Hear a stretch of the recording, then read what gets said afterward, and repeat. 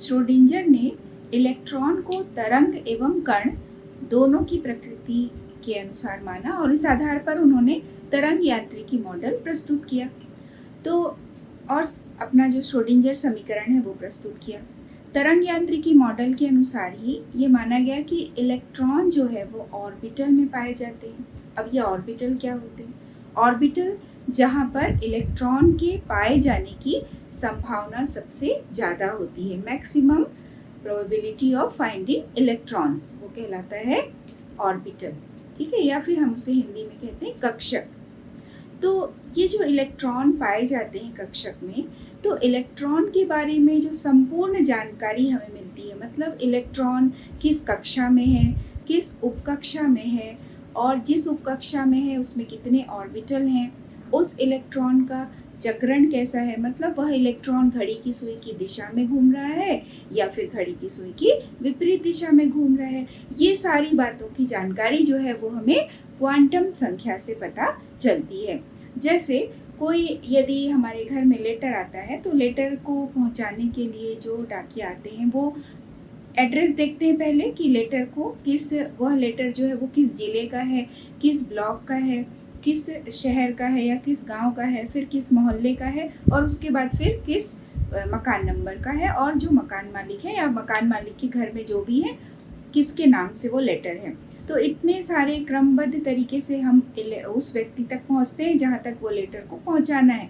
वैसे ही इलेक्ट्रॉन के बारे में सभी जानकारी, मतलब इलेक्ट्रॉन का जो ऊर्जा स्तर है, मतलब किस एनर्जी लेवल पर है, वह किस उपकोष में है, यानी कि उस उपकोष का जो आकार है या हम कह सकते हैं उसका जो अभिविन्यास है, ओरिएंटेशन कैसा है जिस भी ऑर्बिटल में है, या फिर हम कह सकते हैं कि कितने ऑर्बिटल हैं उस उपकोष में और उस इलेक्ट्रॉन का चक्रण कैसा है, मतलब वह किस दिशा में गति करता है, घड़ी की सुई की दिशा में या घड़ी की सुई की विपरीत दिशा में। तो ये सारी चीज़ों की जानकारी, यानी ऊर्जा स्तर की जानकारी, उपकोष की जानकारी, उस जिस भी उपकोष में है उसमें प्रेजेंट नंबर ऑफ ऑर्बिटल या फिर उसका अभिविन्यास, आकार और उसके बारे में जो चक्रण है, इलेक्ट्रॉन किस दिशा में है, मतलब घड़ी की सुई की दिशा में है या फिर घड़ी की सुई की विपरीत दिशा में है, इन सब चीज़ों की जानकारी हमें क्वांटम संख्या से पता चलती है। तो अब हम देखेंगे एक एक करके कि क्वांटम संख्या क्या होता है बच्चों। तो क्वांटम संख्या से कॉन्सेप्ट आपको समझना बहुत ज़रूरी है। क्वांटम संख्या से रिलेटेड डायरेक्ट क्वेश्चन ऐसे बहुत कम ही आते हैं 11th-12th लेवल में कि इस क्वांटम संख्या को विस्तार से समझाइए। उसके अंदर कुछ ट्रिकी क्वेश्चन रहते हैं, उसको सॉल्व करने के लिए आता है कि इस इलेक्ट्रॉन के बारे में पूरा एड्रेस बताइए कि यह इलेक्ट्रॉन किस कक्षा में है, किस उपकक्षा में है, या उस ऑर्बिटल में और कितने इलेक्ट्रॉन प्रेजेंट है या कितने नंबर का ये इलेक्ट्रॉन है। ये एक ही इलेक्ट्रॉन है, घड़ी की सुई की दिशा में घूम रहा है या घड़ी की सुई की विपरीत दिशा में घूम रहा है। ये सारी चीज़, इस तरह के प्रश्न को थोड़ा सा उलट फेर करके इस टॉपिक में पूछा जाता है। इसमें विस्तार से जो बड़ा एक क्वेश्चन है वैसा नहीं बनता, इसमें छोटे छोटे क्वेश्चन बनते हैं और ये बहुत इम्पॉर्टेंट टॉपिक है आपके कॉम्पिटिटिव एग्ज़ाम वगैरह के लिए भी ये बहुत इम्पॉर्टेंट टॉपिक है। तो आप इसको बहुत अच्छे से समझने का प्रयास करिए। तो सबसे पहले हम देखेंगे मुख्य क्वांटम संख्या। क्वांटम संख्या हमने देखा कि किसी भी इलेक्ट्रॉन के बारे में सभी जानकारी को हम ऊर्जा स्तर या उपकोष या अभिविन्यास या इलेक्ट्रॉन का चक्रण, समस्त जानकारी को हम क्वांटम संख्याओं का एक सेट होता है उससे हम प्राप्त कर सकते हैं। तो ये जो क्वांटम संख्याओं का सेट है, मतलब मुख्य क्वांटम संख्या, दिगंशी क्वांटम संख्या, चुंबकीय क्वांटम संख्या और चक्रण क्वांटम संख्या। तो प्रिंसिपल क्वांटम संख्या, इसको हम स्मॉल n से दर्शाते हैं, दिगंशी या एजीमुथल क्वांटम संख्या या इसको हम L से दर्शाते हैं, और चुंबकीय क्वांटम संख्या इसको m से, और चक्रण क्वांटम संख्या या स्पिन क्वांटम संख्या इसको इस तरह से छोटा सा s इस तरह से दर्शाते हैं। मतलब मुख्य क्वांटम संख्या, प्रिंसिपल क्वांटम संख्या स्मॉल n, दिगंशी क्वांटम संख्या, एजीमुथल क्वांटम संख्या स्मॉल l, चुंबकीय क्वांटम संख्या स्मॉल m और चक्रण क्वांटम संख्या स्मॉल s। इस तरह से इसको दर्शाया जाता है। अब हम एक एक करके इसको डिटेल में पढ़ेंगे। तो सबसे पहले हम लेंगे मुख्य क्वांटम संख्या। मुख्य क्वांटम संख्या जो है वो हमें ऊर्जा स्तर के बारे में जानकारी देती है कि इलेक्ट्रॉन जो है वो किस ऊर्जा स्तर में प्रेजेंट है।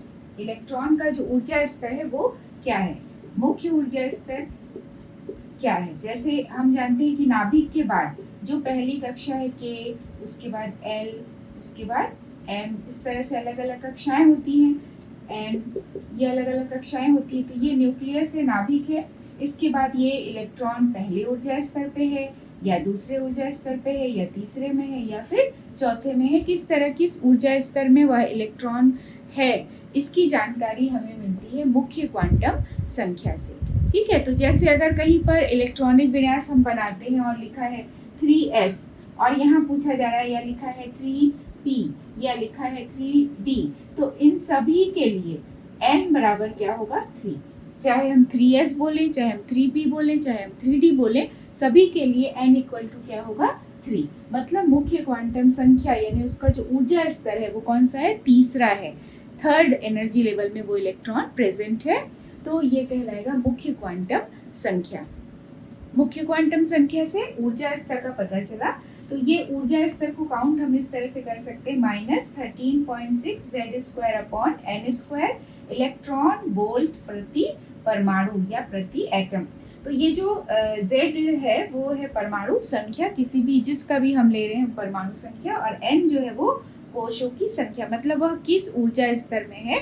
n इक्वल टू 1 है, n इक्वल टू 2, जैसे ये n इक्वल टू 1 हो गया, ये n equal to 2, n equal to 3, n equal to 4, मतलब जिस एनर्जी लेवल में वो इलेक्ट्रॉन है उस आधार पर ये सब चेंज होता जाएगा। जिस एनर्जी लेवल में वो इलेक्ट्रॉन है उस आधार पर इसकी एनर्जी को हम, उस ऊर्जा स्तर की ऊर्जा को हम नाप सकते हैं, कैलकुलेट कर सकते हैं। तो मुख्य क्वांटम संख्या जो है वो एनर्जी लेवल को बताता है कि इलेक्ट्रॉन किस ऊर्जा स्तर में प्रेजेंट है, मुख्य ऊर्जा स्तर उसकी कौन सी है।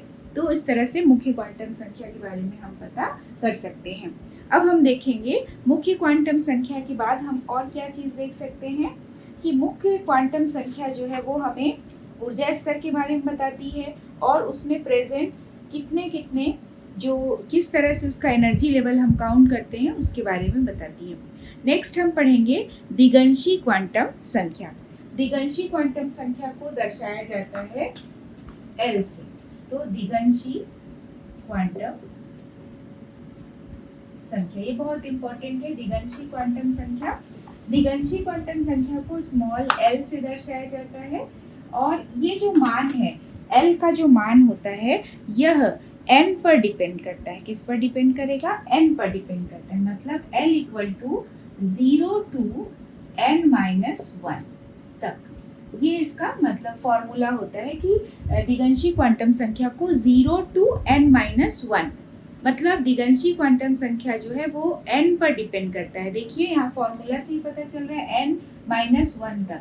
तो दिगंशी क्वांटम संख्या हमें बताता है मुख्य रूप से उपकोष के बारे में, उपकोष के बारे में बताता है कि यह किस उपकोष में प्रेजेंट है।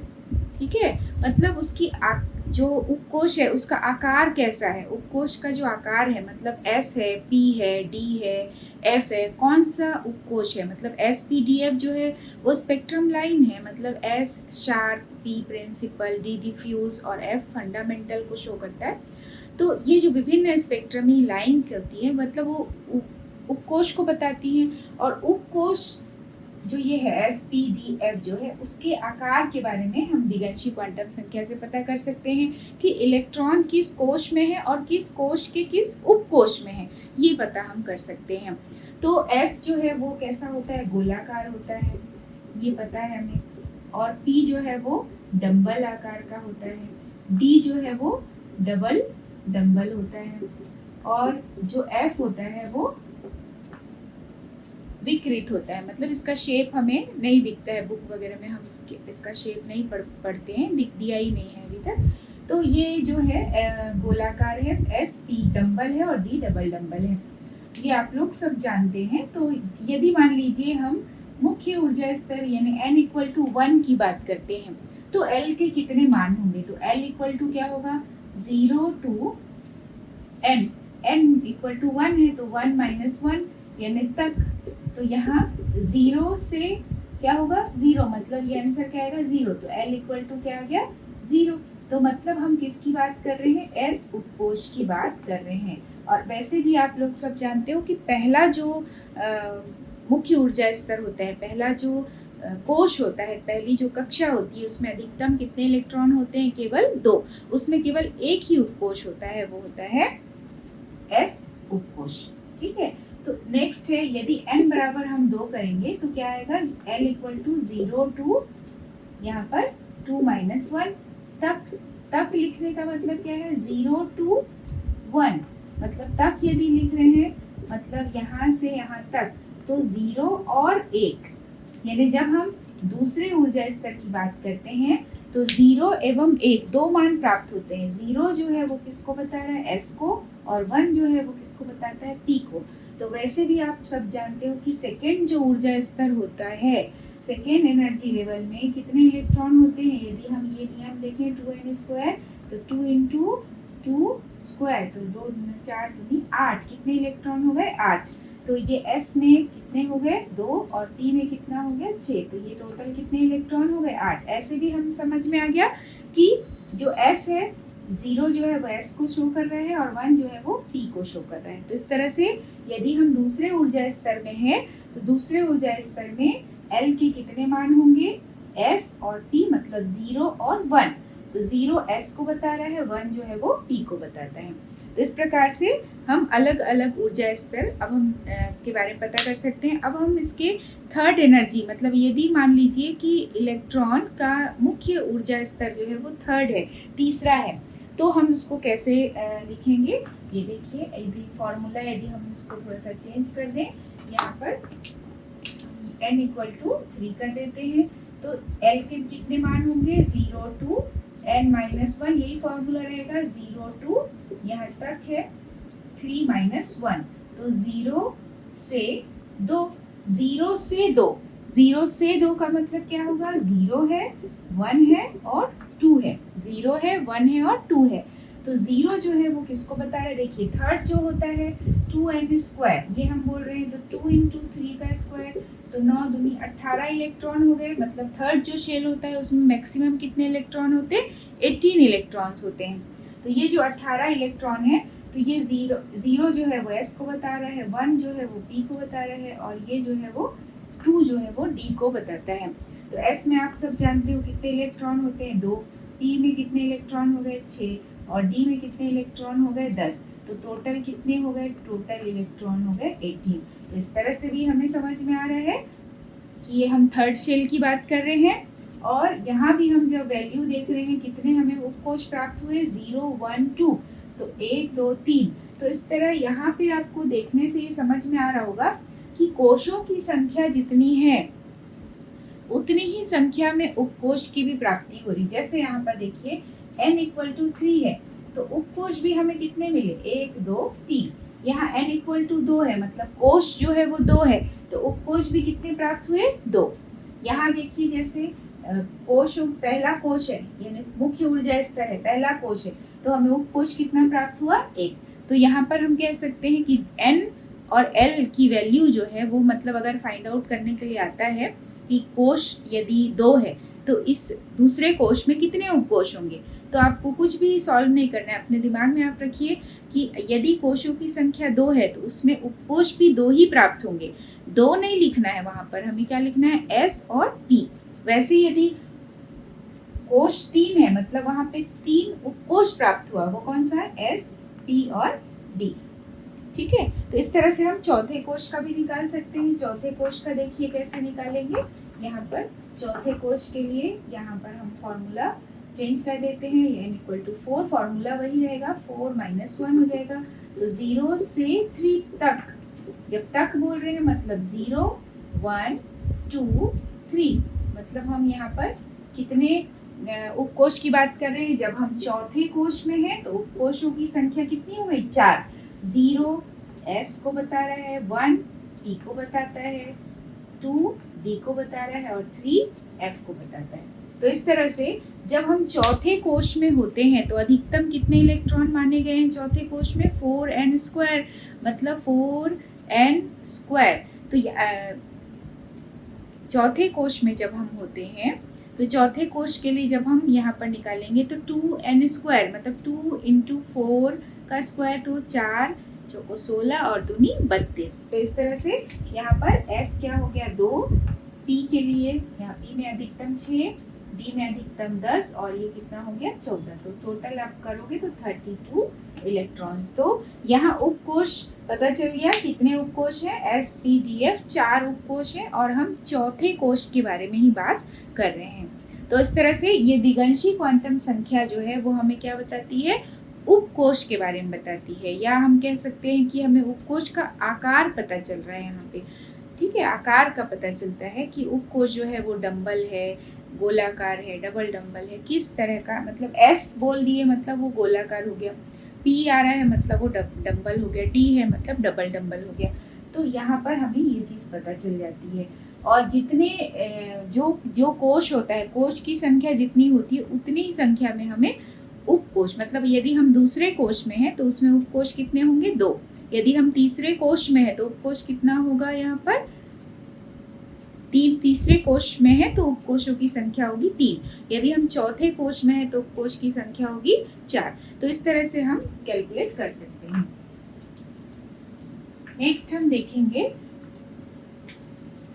चुंबकीय क्वांटम संख्या, या इसको इंग्लिश में कहते हैं magnetic quantum number. Magnetic quantum number को दर्शाया जाता है m से, चुंबकीय क्वांटम संख्या, और इसको दर्शाते हैं m से स्मॉल m या मैग्नेटिक क्वांटम संख्या। मैग्नेटिक क्वांटम संख्या जो है वो अभिविन्यास को बताती है, मतलब किसी भी इलेक्ट्रॉन की जो उपस्थिति है वो किस ऑर्बिटल में है। ठीक है, मतलब ये थोड़ा सा आपको अच्छे से समझना पड़ेगा, ये थोड़ा सा समझने में कई बार बच्चे गलती करते हैं, आप लोग उसको ध्यान से समझिए कि जो चुंबकीय क्वांटम संख्या है वो वास्तव में हमें अभिविन्यास के बारे में बताता है, कि ऑर्बिटल के बारे में बताता है कि वह इलेक्ट्रॉन जिस उपकोश में प्रेजेंट है उसमें कितने ऑर्बिटल है, मतलब ऑर्बिटल की संख्या का पता चल जाएगा हमें, यहाँ पर ऑर्बिटल की संख्या कितनी है वो पता चल जाएगा, उस ऑर्बिटल के किस जगह पर वो इलेक्ट्रॉन प्रेजेंट है। जैसे अगर हम p बोलते हैं तो p px py और pz होता है। ठीक है, यदि हम d कहते हैं तो dxy dyz dzx dx² - y² और dz² ऐसा कहा जाता है। तो वास्तव में वो इलेक्ट्रॉन कहाँ पर है, वो जिस इलेक्ट्रॉन की खोज हम कर रहे हैं, जिस इलेक्ट्रॉन के एड्रेस के बारे में हम जानना चाह रहे हैं, वह इलेक्ट्रॉन dx² - y² में प्रेजेंट है, या pz में प्रेजेंट है, या dz² में प्रेजेंट है। ये सारी चीज़ें हमें इससे क्लियर हो जाएंगी कि हमें इलेक्ट्रॉन का एड्रेस पता चल गया, कोश पता चल गया, उपकोश पता चल गया। अब उपकोश में कितने ऑर्बिटल हैं, जैसे जब हम s उपकोश के बारे में बात करते हैं ना, तो वहाँ पर कितने उपकोश होते हैं। जब हम s उपकोश के बारे में बात करते हैं तो s उपकोश में कितने ऑर्बिटल होते हैं, 1 ऑर्बिटल। जब हम p के बारे में बोलते हैं तो उसमें 3 ऑर्बिटल, d मतलब वहाँ पे 5, और यदि हम f कहते हैं वहाँ पे 7। तो आप लोगों को जब d मैं पढ़ा रही थी तो वहाँ पे मैंने ऐसे छोटा सा एक बॉक्स बनाना भूल गई थी आप लोगों को। तो z, यदि आपको l = 0 लिखा है, या l = 1 लिखा है, l = 2 लिखा है, l = 3 लिखा है, तो आप यहाँ पर साइड में अपनी कॉपी में इस तरह से नोट कर लीजिए कि जब भी हम l = 0 कह रहे हैं मतलब हम s के बारे में बात कर रहे हैं, l = 1 है मतलब हम p में है, l = 2 मतलब d, और l = 3 मतलब f। तो ये चीज़ आप अपने आप ही किसी क्वेश्चन में आप सॉल्व करेंगे तो अपने आप ही, अगर ये चीज़ आपको मालूम है तो अपने आप बहुत सारी चीज़ें सॉल्व कर सकते हैं। तो ये दिगंशी क्वांटम संख्या के बारे में है। जो चुंबकीय क्वांटम संख्या है या मैग्नेटिक क्वांटम संख्या है, इसका प्रदर्शन, इसको जब हम व्यक्त करते हैं तो इसको -L से +L तक व्यक्त किया जाता है, -L से +L तक व्यक्त किया जाता है। तो ये जो दिगंशी क्वांटम संख्या पर ये डिपेंड कर रहा है, मतलब -L जो है वो क्या है, दिगंशी क्वांटम संख्या के बारे में बताता है। भी जिस उपकोश में प्रेजेंट है, जिस ऑर्बिटल में प्रेजेंट है, उस ऑर्बिटल का हम एंगुलर मोमेंटम या क्वांटम जो उसका कोणीय संवेग होता है, एंगुलर मोमेंटम, वो हम ज्ञात कर सकते हैं। तो उसका फॉर्मूला होता है h/2 π √L L + 1।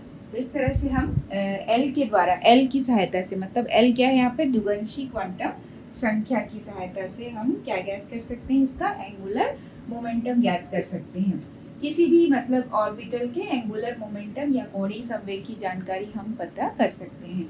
तो ये जो चुंबकीय क्वांटम संख्या होती है उसके द्वारा हम जो अभिविन्यास है, कक्षकों की अभिविन्यास के बारे में पता चलता है कि वास्तव में वो जो इलेक्ट्रॉन है वो जिस कक्षा में, उसका ओरिएंटेशन, जिस कक्षक में है उसका ओरिएंटेशन कैसा है, इसके बारे में पता करते हैं। तो इसका फॉर्मूला होता है, जैसे m यदि निकालना है, यहाँ पर चुंबकीय क्वांटम संख्या को स्मॉल m से दर्शाते हैं, तो प्लस माइनस 2l+1 ऐसे इसको प्रदर्शित किया जाता है, प्लस माइनस 2l+1। यदि आपको फॉर्मूला पूछा जाए, आप ध्यान दीजिए कि जब हम मुख्य क्वांटम संख्या पढ़ रहे थे, n पर डिपेंड करता है l और l पे डिपेंड करता है m। तो इस तरह से m सब एक दूसरे पे डिपेंड कर रहे हैं। यदि मान लीजिए हम किसी को प्रदर्शित करना चाहते हैं, मतलब यदि हम l=0 लेते हैं, यदि l=0 लेंगे तो यहाँ फॉर्मूला क्या होगा, प्लस माइनस 2 × 0 प्लस यहाँ पर 2l+1 होता है, तो ये 2l+1 ये हो गया, तो प्लस माइनस यहाँ पर 1, तो 1 आया, तो ये तो 0 हो गया और ये +1, तो ये हमारे पास m की वैल्यू जो है वो 1 आई, मतलब एक मान प्राप्त हुआ। तो -l से +l तक हम इस मान को दर्शाएंगे। तो -l से +l तक जब इसको दर्शाया जाएगा, तो चूंकि -l से +l तक दर्शाया गया, तो l क्या है यहाँ पर 0 है, तो 0 से 0 मतलब -0 + 0, तो ये वैल्यू क्या आ जाएगी, हमारे पास m की वैल्यू क्या आएगी 0, तो l=0, तो m की वैल्यू भी क्या आई 0। तो हम यहाँ पर बात कर रहे हैं s के लिए, यानी हम s के बारे में हम जानते हैं कि s में कितने होता है, केवल चाहे हम 1s बोले, 2s, 3s, तो एक ही ऑर्बिटल होता है, उसमें केवल एक ही कक्षक प्रेजेंट होता है। तो हम यहाँ पर यदि l=0 कहते हैं, मतलब l=0 क्या होता है, s होता है, तो उसके लिए m की वैल्यू भी क्या आई 0 आई, ठीक है।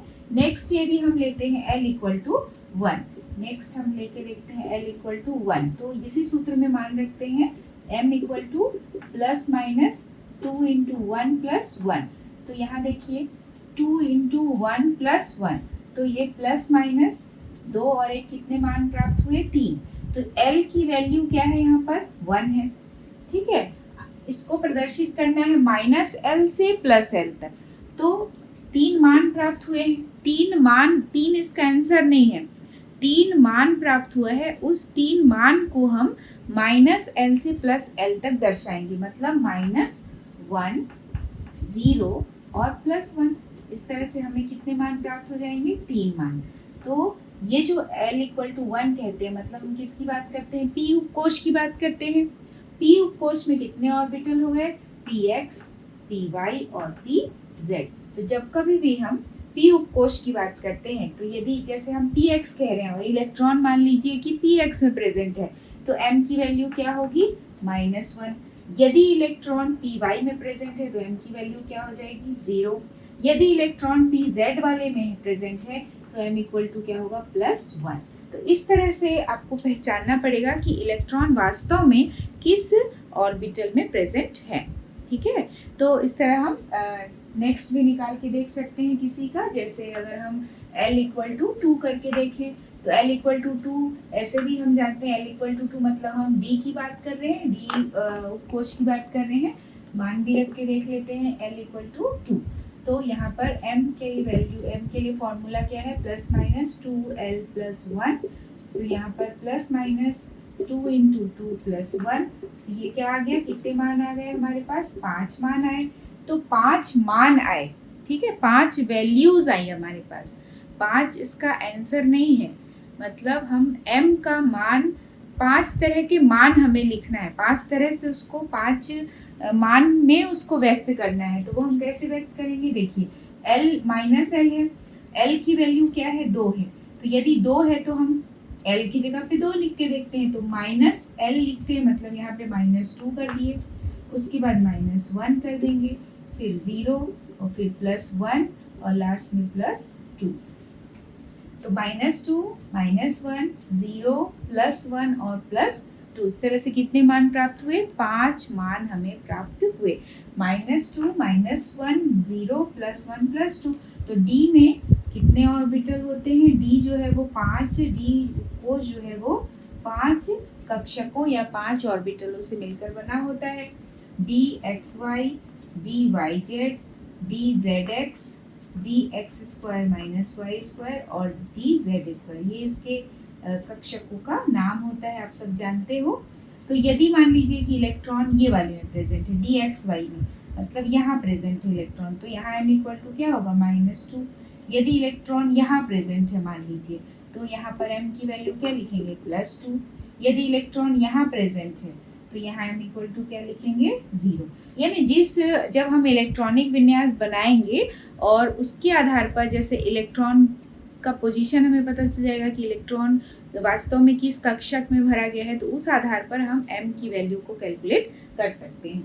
अगर मान लीजिए l की वैल्यू हम यहाँ पर 4 ले लेते हैं, ये l की वैल्यू 3 ले लेते हैं, 3। तो यदि l की वैल्यू यदि हम यहाँ पे 3 लेंगे तो क्या मान आएगा? यहाँ पर 3l + 1, तो यहाँ पर क्या आ जाएगा? 3 और 1 क्या हो जाएगा? 4। अब हम यदि l की वैल्यू, यहाँ पर l की वैल्यू 2 तक हमने देखा, l की वैल्यू को हम 3 करके देखते हैं।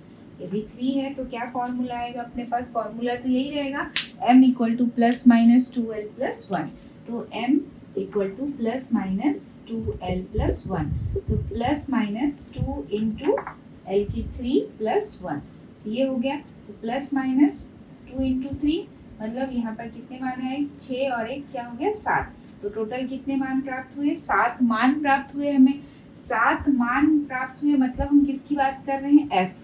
तो ऑर्बिटल कितने हैं? F उपकोश जो है वो कितने ऑर्बिटल से मिलके बना है? 7 और 7 ऑर्बिटल है, और इसको प्रदर्शित करने का तरीका क्या है? -l से +l तक। तो -l मतलब -3, -2, 0, फिर इसके बाद +2 और यहाँ पर -1, फिर 0, इसके बाद +1, +2 और +3। तो इस तरह से इसको बढ़ते क्रम में हम लिख रहे हैं, -l से +l तक। तो l की वैल्यू 3 है, तो -3, -2, -1, 0, +1, +2 और +3। तो टोटल कितने मान प्राप्त हुए? 7। तो यदि हम इस तरह से इसके 7 ऑर्बिटल बनाते हैं, 1, 2, 3, 4, 5, 6, 7, तो यदि मान लीजिए इलेक्ट्रॉन यहाँ प्रेजेंट है और या यहाँ पे प्रेजेंट है इलेक्ट्रॉन, तो इसको कैसे व्यक्त करेंगे? ये -3, -2, -1, 0, +1, +2 और +3। तो ये कौन सा हो गया? +1, यानी m की वैल्यू क्या आएगी? +1। यदि इलेक्ट्रॉन यहाँ प्रेजेंट है तो m की वैल्यू क्या हो जाएगी? +3। तो आप इसको समझ रहे हैं, एग्जाम्पल के द्वारा और अच्छे समझ में आएगा। यदि इलेक्ट्रॉन यहाँ पे प्रेजेंट है तो m इक्वल टू क्या होगा? -3। मतलब यहाँ पर हमें ये मान नहीं चाहिए, हमें वास्तव में देखना है कि इलेक्ट्रॉन किस कक्षक में प्रेजेंट है, किस कक्षक में उपस्थित है। तो यदि वो यहाँ प्रेजेंट है तो हम m की वैल्यू क्या लिखेंगे? +3। यदि इलेक्ट्रॉन यहाँ प्रेजेंट है तो देखिए नीचे 0 लिखा है, मतलब ये क्या हो गया? 0। और यदि इलेक्ट्रॉन यहाँ प्रेजेंट है तो m की वैल्यू -2। तो जहाँ पर प्रेजेंट है उस आधार पर उसकी वैल्यू को हम पुट करेंगे। तो आपको ये समझ में आ गया होगा कि जो क्वांटम संख्या है, दिगंशी क्वांटम संख्या पर ही चुंबकीय क्वांटम संख्या निर्भर कर रही है। चुंबकीय क्वांटम संख्या हमें ओरिएंटेशन या अभिविन्यास के बारे में बताती है, यानी कितने ऑर्बिटल हैं उस जिस मतलब हम कोश की बात कर रहे हैं या जिस उपकोश में वो इलेक्ट्रॉन प्रेजेंट है, उस उपकोश में कितने ऑर्बिटल प्रेजेंट है। तो ऑर्बिटल की संख्या के बारे में पता चल गया और उस ऑर्बिटल में किस जगह पर वो प्रेजेंट है, ठीक है, किस मतलब अभिविन्यास कैसा, इलेक्ट्रॉन का ओरिएंटेशन कैसा है वो पता चल जाता है। इसके द्वारा हम कोणीय संवेग की गणना कर सकते हैं, मतलब h/2π √2l + 1, इस तरह से हम फॉर्मूला करके उसके बारे में पता कर सकते हैं। नेक्स्ट हम देखेंगे चक्रण क्वांटम संख्या। तो आप सभी जानते हो कि इलेक्ट्रॉन जो है वो अपने कक्षाओं में तो लगातार घूमता ही रहता है, ठीक है, अपने अक्ष पर भी वो घूमता है। ये माना जाता है कि इलेक्ट्रॉन कक्षा में तो घूमता ही है, इलेक्ट्रॉन जो है वो कक्षा में तो घूम ही रहा है इस तरह से, है ना, लेकिन वो अपने अक्ष पर भी घूम रहा है, घड़ी की सुई की दिशा में और घड़ी की सुई की विपरीत दिशा में, इस तरह से घूमता है। तो इलेक्ट्रॉन की जो घूमने की दिशा होती है, मतलब कक्षा में तो वो चारों तरफ, नाभिक के चारों तरफ बना हुआ जो कक्षा है, ये माना जाता है कि इलेक्ट्रॉन चारों तरफ घूमता है, लेकिन वो अपने अक्ष पर भी घूमता है, घड़ी की सुई की दिशा में और घड़ी की सुई की विपरीत दिशा में, ऐसा माना जाता है। तो चक्रण क्वांटम संख्या को दर्शाया जाता है, या इसको स्पिन क्वांटम नंबर भी कहते हैं, और इसको S से दर्शाया जाता है। चक्रण क्वांटम संख्या में केवल 2 ही मान होंगे, या तो हम इसको +½ लिखेंगे या फिर हम इसको -½ लिखते हैं। तो S के लिए 2 ही प्रकार की वैल्यूज होंगी, +½ और -½ एक ऑर्बिटल में, एक कक्षक में अधिकतम 2 ही इलेक्ट्रॉन प्रेजेंट होते हैं। यदि किसी कक्षक में 2 इलेक्ट्रॉन प्रेजेंट है तो हम दोनों मान को लिखेंगे। जैसे यहाँ पर 2 इलेक्ट्रॉन प्रेजेंट है तो यहाँ पर +½ भी आएगा इसका मान और -½ भी आएगा। लेकिन यदि मान लीजिए हम यहाँ पर एक ही इलेक्ट्रॉन को दर्शा रहे हैं तो इसकी वैल्यू क्या होगी, केवल +½ यदि हम किसी ऑर्बिटल में सेकेंड इलेक्ट्रॉन की बात करें, मतलब इस इलेक्ट्रॉन के बारे में बात कर रहे हैं, या हम मान लीजिए कि इस इलेक्ट्रॉन के बारे में बात कर रहे हैं, ये वाले इलेक्ट्रॉन के बारे में बात कर रहे हैं, ठीक है, या हम मान लीजिए कि यहाँ पर इस तरह से है, हम इस इलेक्ट्रॉन के बारे में बात करें, ये वाले इलेक्ट्रॉन के बारे में, तो इसमें डाउनवर्ड डायरेक्शन में है, मतलब इसका जो भी नंबर का इलेक्ट्रॉन होगा तो इसके लिए वैल्यू क्या आएगी, -½ S की वैल्यू होगी -½ S की वैल्यू प्लस, पहले इलेक्ट्रॉन के लिए हमेशा +½ ही होगा, उस ऑर्बिटल में प्रेजेंट जो सेकंड इलेक्ट्रॉन होगा, मतलब ये वाला, ये जो होगा उसके लिए क्या होगा, -½ यानी घड़ी की सुई की विपरीत दिशा में घूम रहा है जो इलेक्ट्रॉन का, जिसका चक्रण, वो होगा -½ वैल्यू लिए हुए, S की वैल्यू जो है वो -½ होगी वहाँ पर। तो इस तरह से चक्रण क्वांटम संख्या के बारे में हमने जाना। तो मुख्य क्वांटम संख्या से हमें क्या पता चलता है, मुख्य ऊर्जा स्तर के बारे में, ठीक है। एक डिटेल अगर आप समरी जैसा देखो तो ऐसे तो आप पूरा बुक से डिटेल उसको पढ़ोगे ही, लेकिन अगर समरी जैसा देखें तो मुख्य क्वांटम संख्या से हमें क्या पता चला, मुख्य क्वांटम संख्या से हमें पता चलता है मुख्य ऊर्जा स्तर के बारे में। दिगंशी क्वांटम संख्या से उपकोष के बारे में पता चलता है, उपकोष के एनर्जी लेवल के बारे में पता चलता है, मतलब S, फिर S, क्योंकि S नाभिक के करीब है तो S, फिर उससे कम ऊर्जा P की, उससे कम ऊर्जा D की और सबसे कम ऊर्जा F की, मतलब इसके शेप के बारे में भी पता चलता है, SPDF के बारे में पता चलता है, आकार के बारे में पता चलता है। लेकिन जब हम चुंबकीय क्वांटम संख्या के बारे में जानना चाहते हैं तो उससे हमें ऑर्बिटल के बारे में पता चलता है, अभिविन्यास के बारे में पता चलता है, कक्षक के अभिविन्यास के बारे में पता चलता है चुंबकीय क्वांटम संख्या के द्वारा। और चक्रण क्वांटम संख्या से पता चलता है कि इलेक्ट्रॉन किस दिशा में गति करते हैं, घड़ी की सुई की दिशा में या घड़ी की सुई की, उसका चक्रण, मतलब पता चलता है कि इलेक्ट्रॉन, जिस इलेक्ट्रॉन की हम बात कर रहे हैं वो घड़ी की सुई की दिशा में है या घड़ी की सुई की विपरीत दिशा में चक्रण कर रहा है।